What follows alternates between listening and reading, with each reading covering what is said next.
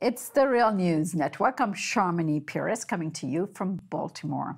Last week, the United Teachers of Los Angeles voted to call a strike should the negotiations between the union and the city of Los Angeles fail to reach a conclusion by mid-October.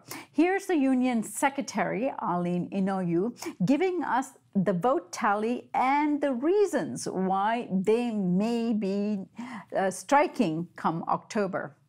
An overwhelming 98% voted yes to authorize a strike if needed.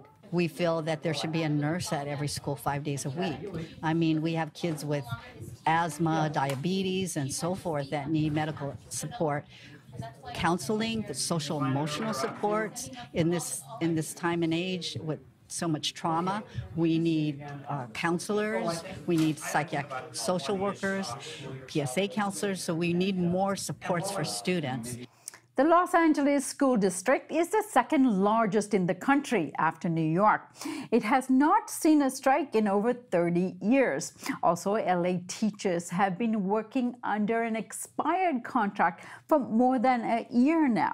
Should the LA teachers go on strike next month, which seems increasingly likely, this could mean that teacher strikes are catching on in more parts of the country, following the ones that took place last year in West Virginia, Oklahoma, Kentucky, Arizona, North Carolina. Joining me now to discuss the Los Angeles teachers' mobilization is Jane McAlevey. Jane is an organizer, author, and a scholar, and is currently completing her third book for HarperCollins. And the provisional title of this book is Why Unions Still Matter. Another book she's working on, which will be her fourth book, is titled Striking Back, Organizing Power and Strategy, forthcoming from Verso Press. Thanks for joining us, Jane. It's my pleasure to be here. Thank you. All right, Jane, as I mentioned in my intro, last year we saw a number of teachers' unions going on strike in West Virginia, in Oklahoma, in Kentucky, in Colorado, Arizona, Washington State. And in fact, just last week in Seattle, they managed to avert a strike. Now, today we're going to talk about LA District, but let's start with this phenomena of teachers' unions across the country finally putting their foot down, saying enough is enough. Well, and I think you kind of hit it on the head. The finally part is a key word. I mean, look, we are experiencing this country really, if we take it back to sort of the Ronald Reagan era, and then definitely the Bill Clinton administration, we've been experiencing sort of a 35-year attack on public education. And it's been pronounced, it's been specific, it's been deliberate, it's well-funded. In my book, No Shortcuts, I analyzed in the chapter where I talk about the Chicago Teachers Union. And let me just say that really we can credit the Chicago Teachers Union with beginning all of this work with their unbelievably historic strike back in 2012. A lot of education workers across the country looked at the Chicago teachers in 2012 and said, wow, maybe we should start thinking about doing that, right? Because Chicago was under tremendous attack at the time from Rahm Emanuel. So, but what we've seen in this country, to make it simple, is what they simply in Europe often refer to as austerity. We tend not to use that word very much in the US, but I want to break it down like this. Corporations and the super wealthy have steadily paid less and less to the tax base in this country. And the rich people are taking more and more away from the public coffers. And in the education sector, there is a deliberate strategy to defund public education. It's funded by Wall Street. We now have Betsy DeVos, who's been key to the strategy with her multi-billionaire husband, sitting as Trump's Secretary of Education. So now we've got sort of the commander-in-chief of the destruction of public education sitting in the cabinet. And you can take a through line from her to the hedge fund billionaire takeover of the LAUSD, the Los Angeles Unified School District, in last year's elections. The billionaires in Wall Street, and this has been going on for, it didn't just start last year, but they took control of the school board. This is very important. They took control of the school board. The big money Wall Street folks decided It'd be worth 20, 30 million just to make it the most expensive school board race in history. They installed some folks who've come from the billionaire class, the Eli Broad Foundation and company, and now they've installed a superintendent named Austin Butner, who all evidence suggests is actually trying to destroy the public school district so that the entire district can look more like what happened to Louisiana after the hurricane, which is to turn it into a private, corporate, charter education system, which frankly is terrifying. Given what we know about the private charter school industry at this point, they forget about the Black people, they forget about the low-income kids, they forget about the kids in need, they don't have any room for children who have special needs of any kind. And this is essentially the agenda that's being run in Los Angeles. And when you say, go back to the word finally, when you said the word finally, when we saw the strikes happening in the so-called red states, there was a lot of talk in the liberal media that this was a red state phenomenon, and it was because things under Republicans were so bad. And I wrote a story in The Nation last May connecting what was happening in the so-called red states and suggesting that when we started the school year this fall, which is exactly what's happening, we're actually seeing the movement into the so-called blue states. And what we're also seeing is a lack of fervent support by many of the same liberal elite who were seemingly championing strikes in the red states, but are suddenly going quiet when it comes to states where Democrat and the Democratic Party are complicit in helping destroy the public education system in this country. And it's deep. And I keep explaining to people, there was a report in something called the Journal of Private Equity. I'm going to make this one point and then stop, but it's really the context of Los Angeles right now. There was a report in the Journal of Private Equity in 1995 that I found when I was doing my PhD dissertation research that said that the K through 12 education system, if privatized, would be a $500 billion profit center for private corporations in the United States. The report suggested that teachers' unions were the #1 problem. They were the reason why Wall Street couldn't take over the K-12 public education system. They monetized, in the Journal of Private Equity, they monetized pencils, computers, notebooks, laptops, you name it. They had a price tag for everything, which basically was turning children into data points and the entire education system, not into an education system, but into children as a profit center for Wall Street. And that is exactly what has pushed the Los Angeles education folks into the brink that we're at right now, is they're saying enough is enough. They're at a 1 teacher to 46 student on average class size. I challenge anyone to try and survive when you're 1 teacher with 46 students and trying to deliver the kind of education that teachers want to deliver. Jane, thanks for that context, and I promise you we're going to dig into that report you found a little further next time we have you on, because I think that's a very important contextualization for understanding this whole entire privatization phenomena that our education system has undergone in the last few decades. Now, let's go back to the LA School District. Absolutely. And I understand the district is accusing the United Teachers of Los Angeles, the union, of acting in bad faith. In fact, it's taken legal action against the union because it went ahead and got strike authorization from the membership before the negotiations even began this time around. Now, why did the union get this authorization, and why is it important? Okay, first of all, you know, the district is playing a public relations game, to be perfectly clear. There's absolutely nothing wrong with the authorization. All they've done so far is authorized the union leadership to call a strike vote. So the vote that was taken, it was an incredible strike vote. It was over 7 days, conducted in 950 schools. I was personally there witnessing the strike vote in several schools last week. It was methodical, democratic, open. It was really as well run a strike vote, and I've run strike votes. So it was as well run a strike vote as I've seen in a very long time in this country. There was overwhelming turnout, and it resulted in a 98% approval with more than, last I knew, they were still counting last week because there was late ballots coming in, et cetera, the same way that it takes the final vote to come in U.S. elections sometimes on delay, right? You have extra ballots coming in, et cetera. So it was an amazing strike vote. So let me just be clear. The district is just playing a public relations charade. Importantly, the important legal charges have been filed by the union against the Los Angeles School District. So there was what's called an unfair labor practice charge filed by the UTLA, the teachers union, which is really an educators union. There's more than just teachers in there. But the teachers union filed charges against the district for their interference in their strike vote. So there's a lot of tension being set. And I should explain, again, as someone who's led strikes before,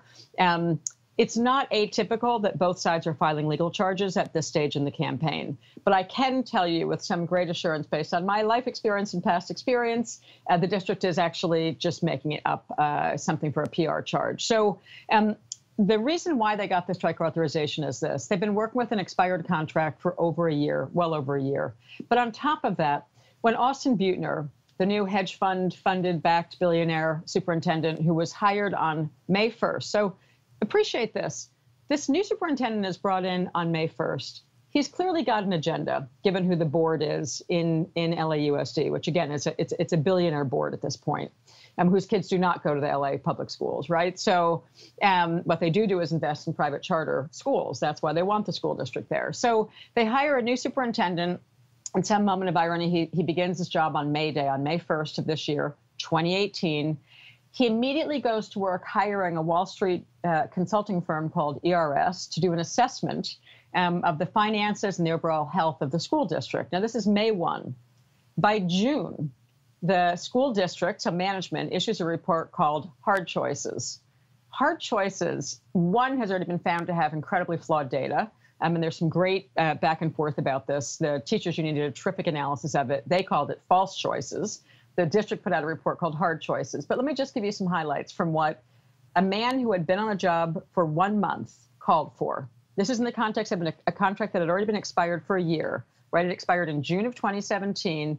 In June of 2018, you have a brand new superintendent of schools who announces what? He says, there's an analysis of a financial Wall Street firm that says teachers are overpaid by 17%. I have to tell you, there's not a teacher in this country who's overpaid.